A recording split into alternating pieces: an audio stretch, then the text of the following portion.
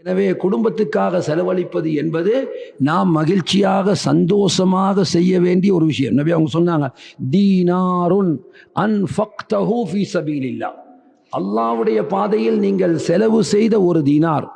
இன்னும் சொன்னார்கள், தீனாருன் அன்ஃபக்தஹு ஃபீ இத்கி ரகபா, ஒரு அடிமையை உரிமையிடுவதற்காக நீ செலவு செய்த தீனார்.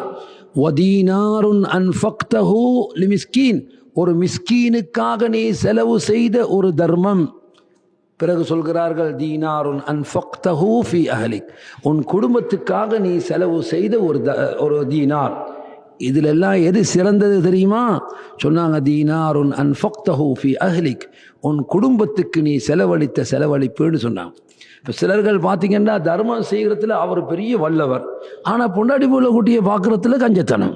இந்த தர்மம் என்ன பெரிய செலவழிக்க போகுது? தர்மத்தில் சிறந்த தர்மம் எது? நீங்கள் உங்கள் குடும்பத்தவர்களுக்கு செலவு செய்வது. உண்மையில் சகோதரர்களே, மார்க்கத்தில் நிறைய விஷயங்களில் அந்த மார்க்க விவகாரம் என்னான்னு தெரியாமல் நிறைய பேர் பிளவு விடுறதை நாங்கள் பார்க்குறோம்.